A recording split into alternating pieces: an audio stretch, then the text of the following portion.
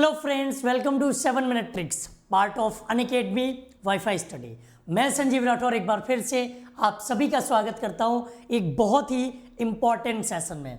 Last session में मैंने आपसे पूछा था कि आपको कौन से टॉपिक पर अगला सेशन चाहिए और आपने चूज़ किया मॉडल वर्ब को। तो मैं आपके लिए लेकर आया हूं मॉडल वर्ब पर एक इम्पॉर्टेंट सेशन।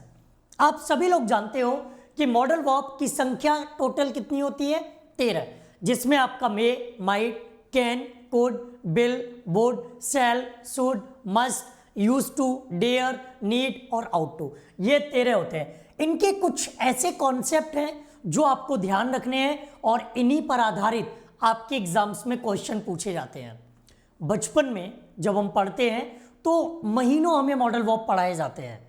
मे का यूज़ हम कब कर सकते हैं, सेल का यूज़ हम कब कर सकते हैं, शुड का यूज़ हम कब करेंगे, कैन का यूज़ हम कब करेंगे, यूज टू का यूज़ कब करेंगे। लेकिन जैसे जैसे हम उस एकेडमिक शिक्षा के बाद कंपटीशन में आते हैं तो कंपटीशन में आकर के हमें ज़रूरत होती है कंपटीशन लेवल के क्वेश्चंस को सॉल्व करने की। केवल और केवल वो कॉन्सेप्ट जो हमारे लिए कंपटीशन लेवल पे इंपॉर्टेंट हो उन्हीं को हमें जज करना है। तो मैं आपको बताऊंगा कि मॉडल वर्ब के कौन से कुछ पॉइंट्स आपको याद रखने हैं। सबसे पहला वो पॉइंट आपको याद रखना है कि जब भी आपके सामने कोई मॉडल वर्ब आए तो मॉडल वर्ब के साथ आपको हमेशा वर्ब की फर्स्ट फॉर्म यूज करनी है।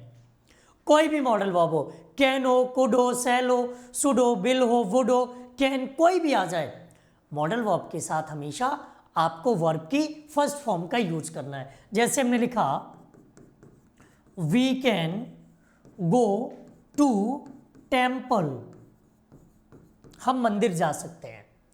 आप कभी ऐसे नहीं कर सकते कि we could went to temple. जब भी हम बात करेंगे किसकी, मॉडल वर्ब की, तो जनरल केस में मॉडल वर्ब के साथ हमेशा हमेशा वर्ब की फर्स्ट फॉर्म यूज होगी। तो ये वाला सेंटेंस आपका कैसा सही। ये पहला पॉइंट आपको याद रखना। न वर्ब की ऐसे यस फॉर, न वर्ब की सेकेंड और थर्ड फॉर्म, केवल और केवल मॉडल वर्ब के साथ वर्ब की फर्स्ट फॉर्म आएगी। अब सवाल उठता है क्या हमेशा मॉडल वर्ब के साथ वर्ब की फर्स्ट फॉर्म ही आएगी? तो जवाब है नहीं। कुछ ऐसी कंडीशंस भी हैं जब मॉडल वर्ब के साथ हम वर्ब की फर्स्ट फॉर्म का यूज भी करते हैं। कैसे? थर्ड फॉर्म का यूज भी करते हैं।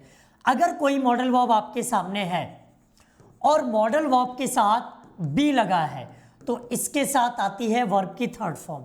क्यों? क्योंकि उस कंडीशन में मॉडल वर्ब आपका पैसिव में यूज होता है और पैसिव में आपने पढ़ रखा है कि पैसिव में हम वर्ब की थर्ड फॉर्म का ही प्रयोग करते हैं। तो देखो, अगर ये लिखा हो it can be solved by anyone, अब आप देख पा रहे हो कैन आया था जो कि एक मॉडल वर्ब है, बी आया हुआ है, बी बताएगा कि मॉडल वर्ब आपका पैसिव में है, फिर उसके साथ आप वर्ब की कौन सी फॉर्म यूज करोगे, उस कंडीशन में आप फिर वर्ब की थर्ड फॉर्म का यूज करोगे।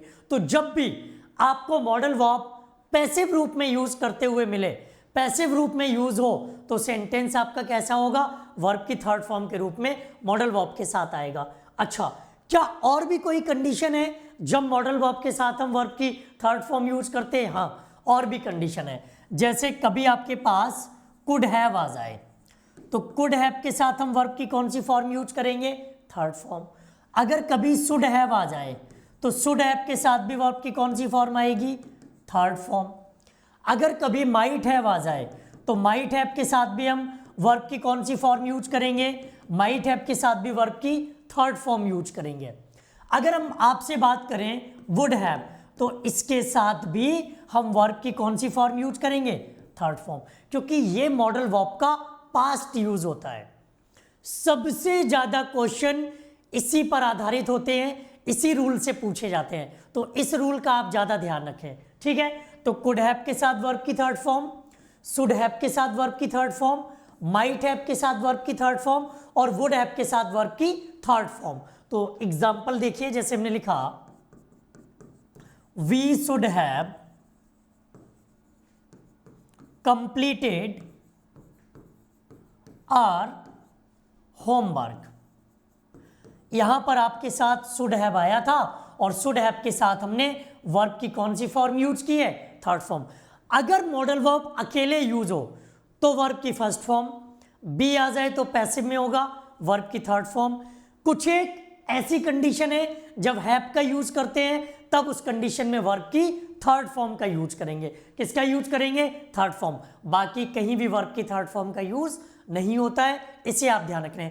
अब इस लेवल के क्वेश्चन नहीं आते एसएससी डिफेंस बैंक के एग्जाम्स में कि मॉडल वर्ब में कैन का यूज कहाँ कहाँ कर सकते हैं, मे का यूज कहाँ कहाँ कर सकते हैं, माइट का यूज कहाँ कहाँ कर सकते हैं। ऐसे क्वेश्चन अब एग्जाम्स में नहीं आते। अगर आप उन चीजों को पढ़ रहे हो या उन चीजों पर अपना वक्त बर्बाद कर रहे हो तो उनसे बाहर निकलो। वो आपके एग्जाम के लेवल की चीजें नहीं है, वो आपके एग्जाम्स में नहीं आने वाली। एक और कंडीशन जो आपको ध्यान रखनी है, जो कि हमने आपको सेंटेंस इंप्रूवमेंट में भी बताई थी, कि जब भी आपके पास लेस्ट आएगा इसका मतलब होता है कहीं ऐसा ना हो कि। लेस्ट का मीनिंग क्या होता है, लेस्ट का मीनिंग होता है कहीं ऐसा ना हो कि। ये आपका एक नेगेटिव वर्ड होता है तो इसके साथ कोई दूसरा नेगेटिव वर्ड यूज नहीं होगा। एक अच्छी बात यह है, मॉडल वर्ब का बहुत बड़ा हिस्सा है ये, क्योंकि इसके साथ सब्जेक्ट किसी भी नंबर या पर्सन का हो, सब्जेक्ट सिंगुलर हो, प्लूरल हो, फर्स्ट पर्सन हो, सेकंड पर्सन हो, हेल्पिंग वर्ब के लिए हमेशा शुड का ही यूज करेंगे। हमने लिखा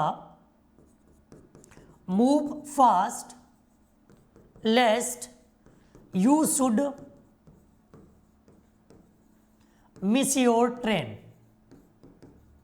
you should miss your train. तो हमेशा याद रखना कि जब भी आपके पास लेस्ट आएगा, किसी भी नंबर या पर्सन का सब्जेक्ट हो, हमेशा शुड का यूज करेंगे। मेरी क्लासेस के पीडीएफ आपको टेलीग्राम पर मिल जाएंगे। टेलीग्राम का नाम है संजीव सर इंग्लिश अनअकैडमी। अगर आप इस टेलीग्राम को ज्वाइन करते हो तो आपको मेरी क्लासेस के लिंक, क्लासेस का पीडीएफ, सारी चीज़ें आपको मिलती रहेंगी। आज के लिए इतना ही, मिलते हैं नेक्स्ट और नए वीडियो में। तब तक ध्यान रखिए, पढ़ते रहिए, मेहनत करिए, जुड़े रहिए हमारे चैनल के साथ और भी बहुत सारी क्लासेस के लिए। थैंक यू, जय हिंद।